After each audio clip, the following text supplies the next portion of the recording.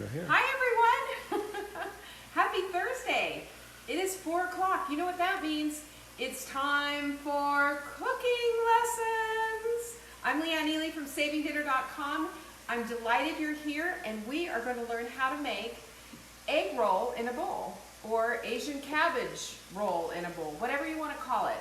It is simple, it's easy, it's delicious, and if you got some hamburger and got a cabbage, you're well on your way. So the first thing that we're doing right now is I've got this hamburger in here. Hamburger. And I'm just browning it up, because browning up your hamburger is what you want to do, right? That's what I said, 1 pound. I did say 1 pound. Didn't I say 1 pound? I said 1 pound of hamburger in the bowl. Now I've seasoned it with a little bit of garlic powder. And it doesn't matter that you do it again. I am telling you, the man behind the camera, you guys, that's Mark. You can just give him all the grief you want to. Be my guest. Okay, so the hamburger is pretty much browned, almost there. And what we're going to do now is slice up an onion. And, well, first of all, I'm going to take the hamburger out of the pan. I'm going to use the hamburger grease to help me out with the rest of this. Because right now, the biggest things that we're going to be cooking are the onions and, okay, don't be difficult. The biggest thing that we're going to cook right now, we're going to get some onions going. And I've got about, what I want you to do is just take it and slice it the way I'm doing it right now.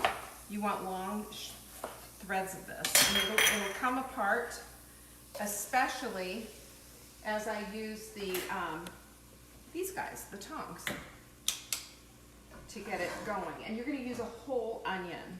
I just have one going, half an onion going here. Taking it out of my little, I have to show it again. Isn't it so cute? Guess what's inside?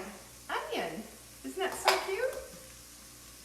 Okay, and this is a little bit bigger of an onion, but you just want slices of onion for this.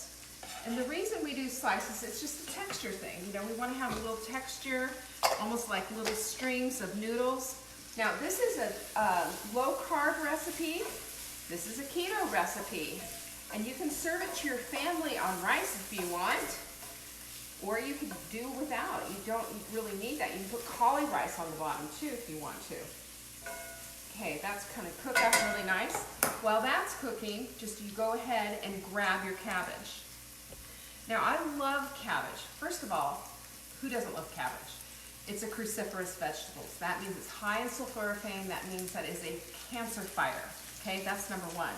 Number 2, it also helps you, it helps to have a nice vegetable in your refrigerator that doesn't just go wilted in a week, you know, in 3 days. This is not like that. It lasts forever. And it cooks up. You can eat it raw, you can eat it whatever. My mother used to make cabbage rolls all the time when I was growing up. Loved them. But sometimes, you know, you just don't have time for that. And you make this according to how many people you have. If you've got a lot of people in your house, add a lot of cabbage. If it's just the 2 of you and you want to have, you know, a little leftovers, just give that cabbage a nice shred. You don't have to cut it up too much. Add it in here. And what we want to do is get it nice and wilted, and then we're going to add in all the stuff that's going to make it taste like takeout, Chinese takeout almost. Come on, mix up, my friends.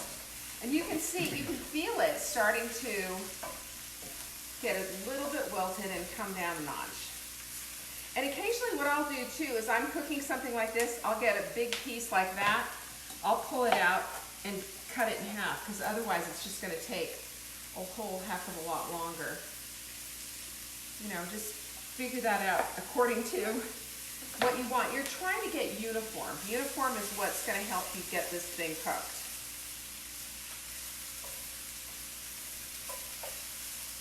Okay, now What you need is some ginger.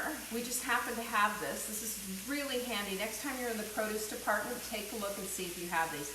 They have Simply Nature. We got this at Aldi's, but ginger is fantastic. Fresh ginger. You can use a dried ginger if you don't have it, but if you have fresh ginger or even the root and you can grate it, that always works as well. That is fantastic. The other thing that you want to do is you want to use soy sauce.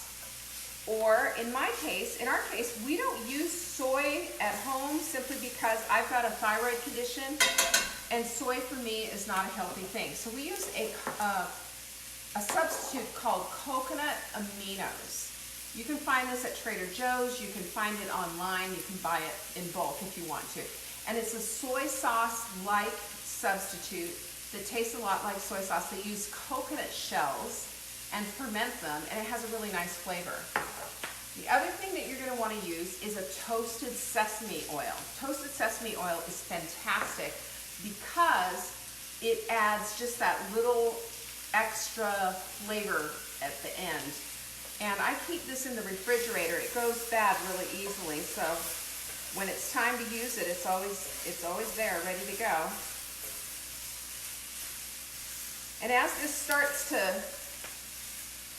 get a little bit more cooked, we're almost there. Can you see how this is all coming down and getting nice and cooked?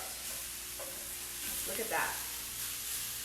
Now right now it's super crisp, but it's just a matter of time. This is why I love using tongs for this kind of stuff, because you can turn it over and keep it moving easily.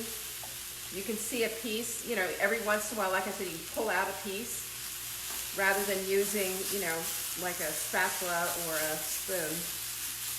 You can get pretty granular with these guys. It's fantastic. Now, the next thing you're going to do is start to add some of the stuff. You can put, if you want to, you can go ahead and put the meat back in. And you can use this bowl to mix up what you've got. So we've got ginger, and I'm going to use about a tablespoon. Yes, a tablespoon. We want that flavor. This is at the end. We're going to add soy sauce. Probably, that's not enough. We're going to add about 4 tablespoons, and then we'll take a look at it afterwards and see if it's even enough.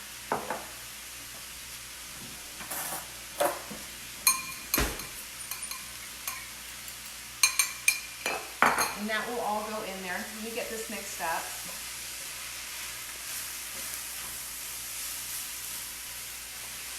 And Sriracha is on the list as well. Now, you want a little extra kick to it, or you want to have a little bit of spicy edge, you can add a little squirt of Sriracha, or you can add a whole lot. Just depends on how much you like. And I'm adding it into here like this because I want it to be evenly distributed. Okay, in the meantime, garlic, fresh garlic this time. I've got 3 little cloves.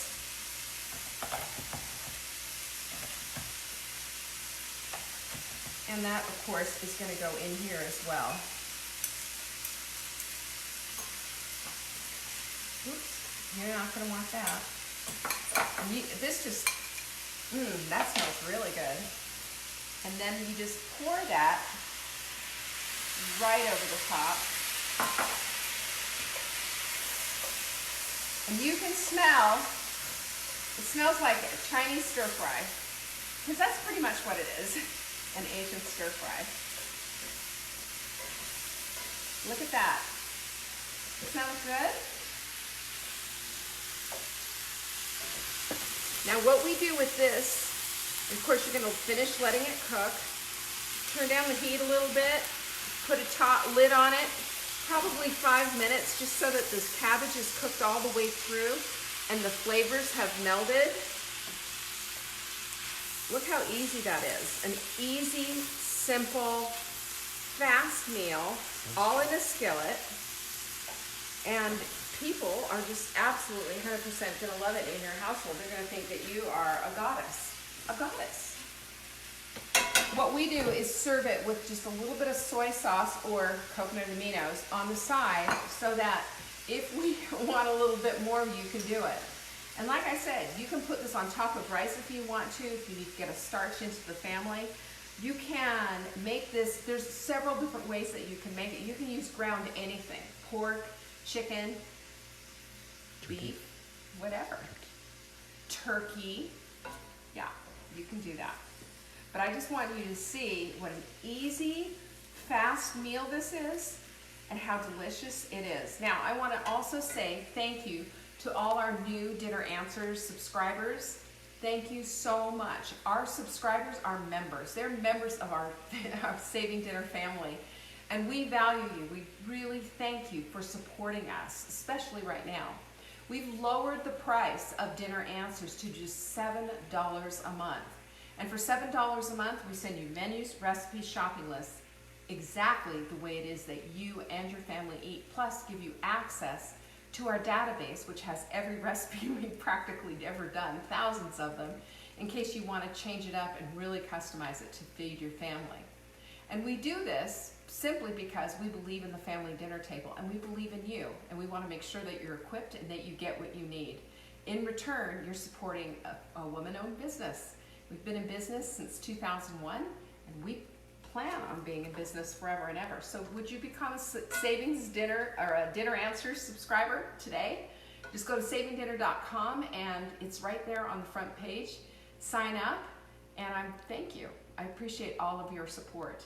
Now, if there's anything you need, and if you have an idea of something that you would like to see cooked, just let me know. Drop a comment right here and let me know something that you think would be fun to see in cooking lessons.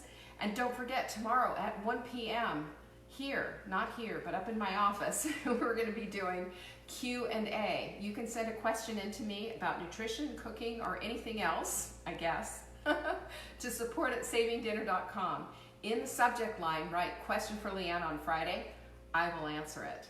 Thanks for sharing this, by the way, too, with all of your friends. You guys are sharing these a lot, and I really, really appreciate it. You're the best. I will see you tomorrow. Peace.